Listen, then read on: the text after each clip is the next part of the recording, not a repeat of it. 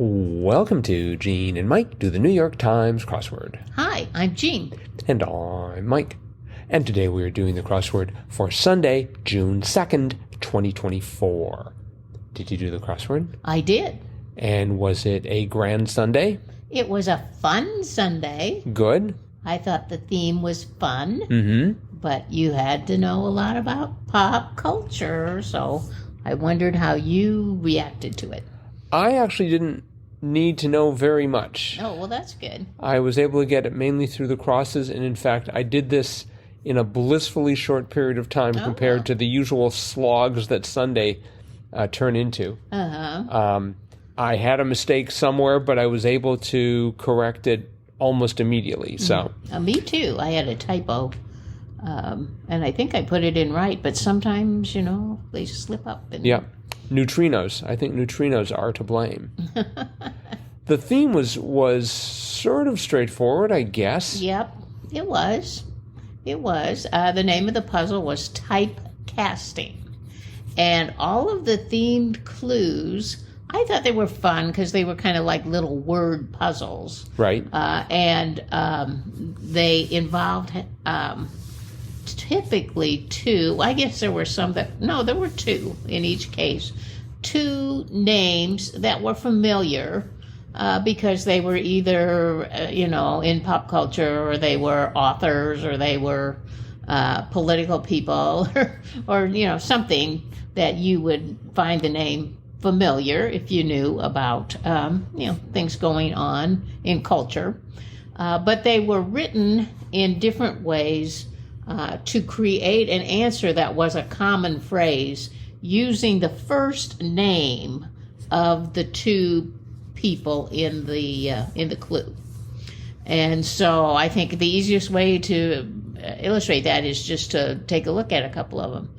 The first one was 22 across, which was Ruffalo and Twain.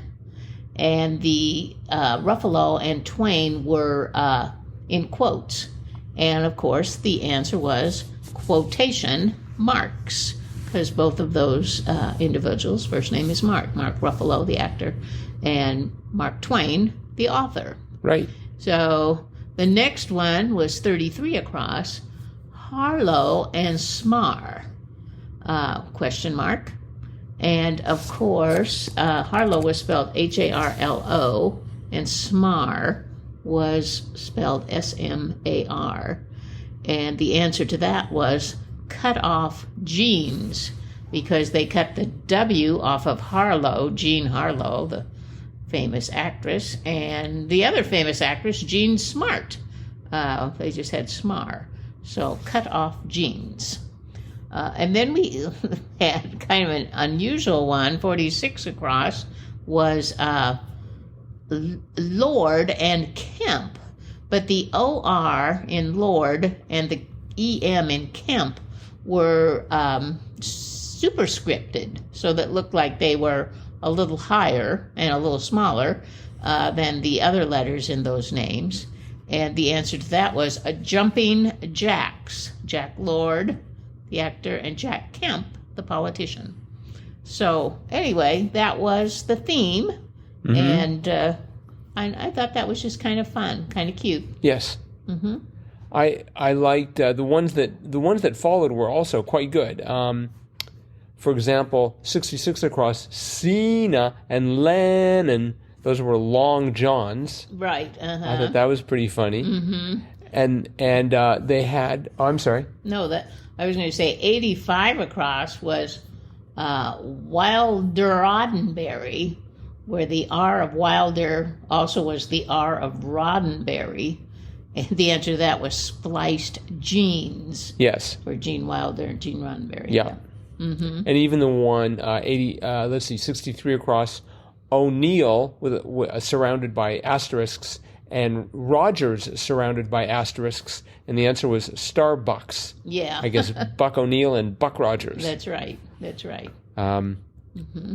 And so, there were, I think there might have been one or two others, but they were all quite good. Yeah. Mm-hmm. Sometimes the themed answers tend to be sort of groaners. Yes. These were a little bit cleverer than that. Oh, yeah. No, I thought they were quite clever and fun. Yes. So, but, the thing that really hit me when I did this puzzle, there were 234 clues. I mean, it just seemed like, man, this has so many answers to it. I just couldn't believe how many. And they've got, they don't have a lot of black squares, but they are spread out so intermittently that there were a lot of short answers. The theme clues were long answers, but there were a lot of 3 and 4 letter answers all over this puzzle. Yep. 234 clues. It just seemed like an inordinate amount for even a Sunday. So, and yet, at least for me, it did not seem to take that much time. Oh, it didn't take that much time. Well, that's good. So, it took me a little longer than average. But anyway, yeah, very interesting puzzle. Yes, and they had some interesting clues. Actually, one across one way to order coffee. At first I thought Olay, but that didn't fit. No. And then I thought, because we just had that yesterday, au jus, although I thought that would be sort of disgusting. Yes. But the answer turned out to be black. Right. That's the way I take my coffee. So that's the way that was the first thing I wrote, black. So you don't take it au jus? No, okay. Definitely not. 6 across, the Nike competitor. I'm like, ooh, I know this one, Reebok. But it turned out to be Asics. Yeah, Reebok, I don't think would fit, would it? How do you spell Reebok? I spelled it R-E-B-O-K. I think it's R-E-E-B-O-K. Really? Maybe. Reebok. Okay. Yeah, I think so. Right beneath that, 19 across, was kiwi or cassowary. And the answer was ratite. Yes. I don't know if I'd ever want to consume a food that was called ratite. Well, I don't know what a ratite is, but I mean, I know what a kiwi and a cassowary are. They're birds. I think a ratite is one of those things you find in caves. You have the ones that come down, you've got the stalactites, and then the ones that grow from the bottom up, the stalagmites, and then you have the ones that come from the rats. Those are the ratites. The ratites. If I recall my my splunkyology correctly. I'm just going to see what a ratite is. A bird having a flat breastbone without a keel and so unable to fly. Without a keel? That's what it says. Sounds like it's a canoe that's had some sort of an accident. Any of the mostly large flightless birds with a ratite breastbone. The ostrich, rhea, emu, cassowary, and kiwi. Okay, so my thought that a kiwi or a cassowary was some sort of a fruit or vegetable. No, they're birds. Isn't there a kiwi? Isn't that like a type of vaguely like? Oh yeah, there's a fruit called a kiwi. Yeah, right. And so I figured a cassowary is probably the same. Actually, I thought it was either a fruit or something that a priest would wear. It's a cassock. A cassock. I was so close. Cassowary is like it's like an emu, or an ostrich, just a big bird. Okay, so my vision of a gourd is incorrect. That's a cassava. The cassava. Boy, you were close on all counts. I'm just there. dancing around the casas. Mi casa? Mi casa, your casa. Or something like that. 15 down, the classic novel set in rural Nebraska. So it turns out it's O Pioneers. Yes. Which I'm going to assume that you knew. I did. I was trying to read that after I had it filled in and just is it like an opinion? And I was like Opie O'Nears. And then finally I'm like, oh, Pioneers, yeah. Which is exactly how it's supposed to be read and how I pronounce it as soon as I figured it out. Right. Oh, Pioneers. But it took a while to parse. I think if they had an OH there, I would have been ready for it. But no, oh, Pioneers. By Willa Cather. Wow. Yes, well, I lived in Nebraska for 4 years, so I got to learn all about Willa Cather. And the first thing I put was My Antonia, because that's really, I think, one of her more famous novels. Although O Pioneers, everybody seemed to know that one there too. So, but I thought, it's My Antonia, but no, it was O Pioneer. So are there any famous Wisconsin novels we're expected to be able to recite? All I know is Famous Wisconsin novelist. Burr, it's cold. We should check into that. Who are famous novelists from Wisconsin? Yes. Listeners, if we have any Wisconsin listeners, let us know. What's your favorite Wisconsin novel? Drop us a line, crosswordpodcast at iCloud.com. I'm sure there are some, but I don't know who they are. They slipped into some base 2 and base 10 stuff. Yes. 16 down was C29 across. 29 across was number that looks like 16 down in binary code. So the answer for 16 down was 10. Right. Because if you look at the number 10, it looks like a 1 and a 0. I mean, it is a 1 followed by a 0. Right. And that's the number 2 in base 2. That's right. Mm-hmm. If any listeners are interested, I can send you a set of lecture notes that will cover this. I was going to say that's something you know a lot about. Yes, indeed. Another clue that I found interesting, 17 down, kind of kick in football, was a squib. Yes. I now turn to you for an explanation of I have squib. no idea what a squib kick is. I'm wondering if that's soccer football, maybe. But I don't know. I thought it was a reference to Harry Potter. There were like squibs in Harry Potter. Oh yeah, that was Those were like the wizards who couldn't really do magic. Right. I'm assuming that this is a different kind of squib since it is referring to football. I do not know. I've never heard of a squib kick, but obviously there's something there. Well, we're gonna have to investigate squib kicks. 45 across was a stumper for me. Norse goddess of death.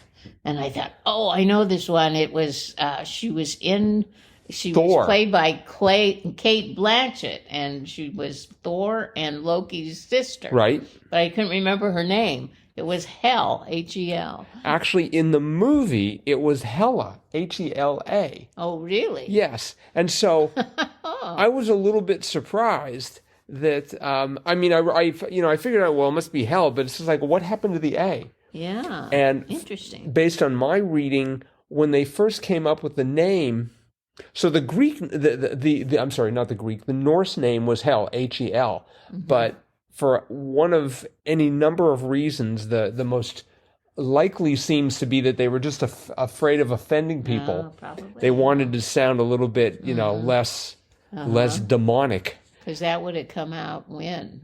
Probably in the 60s when they were already railing about comics and corrupting young children's minds. Yeah. So they went for Hela. But here it is restored as Hel. Because that's the actual... The Norse myths and Marvel comics are not always the same thing. That's true. 36 across was drinker's structure made from stacked cans. I started thinking of beer henge. Oh. But it was BEERAMID, which is even better. Uh-huh. I like that. That's really pretty good. Uh-huh. We had the 43 across rip-offs at the movies, Stubbs. Yes. That was funny. Uh-huh. Mm-hmm. And let's see, what else was interesting here?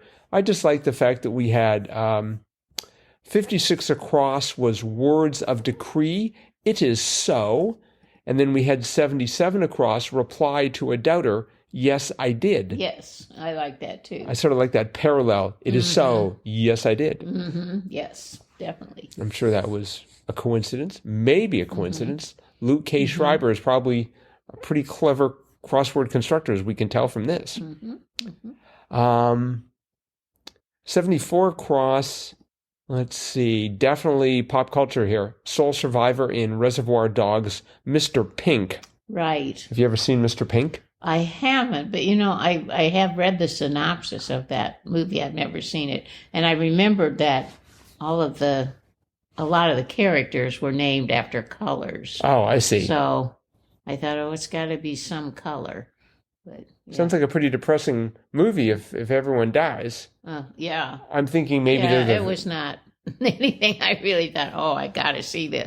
But apparently a lot of people liked it. Mm-hmm. It was pretty popular. I think my last word was 97 down, sleeve style with slanted seams, I looked at that and thought, I'm not going to be able to figure this out without the crosses.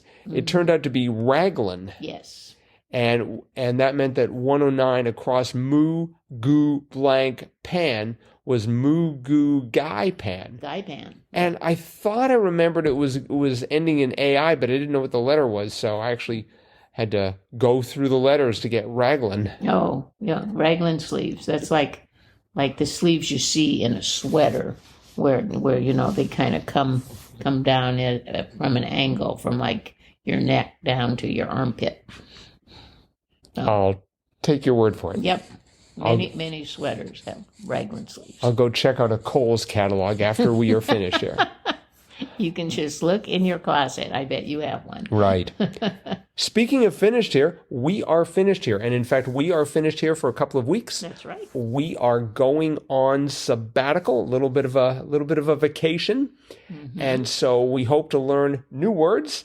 We're still going to be doing the New York Times crossword, but because I'm deathly afraid of the time zone issues we're going to have here, we're going to have to be doing them like at 3 a.m. or something. No. Not sure how that's going to work, but we'll figure something out. It'd be pretty funny if we started looking at them and all the references became British. But as long as they reference Monty Python instead of Mr. Pink, I should be fine. I see. Okay. So, all right. Well, that's it for today. Again, we'll be back in approximately 2 weeks. There's going to be a little bit of jet lag that we have to calculate here as well. So thanks everyone for listening. Keep working on those crosswords. We're going to keep working on those crosswords during the next 2 weeks. We have approximately 10,000 podcasts in our back catalog that you're welcome to listen to, and you can sort of listen to us evolve over the years. And you can always get a hold of us still, crosswordpodcast@icloud.com. And we'll see all of you again in a couple of weeks. Bye-bye.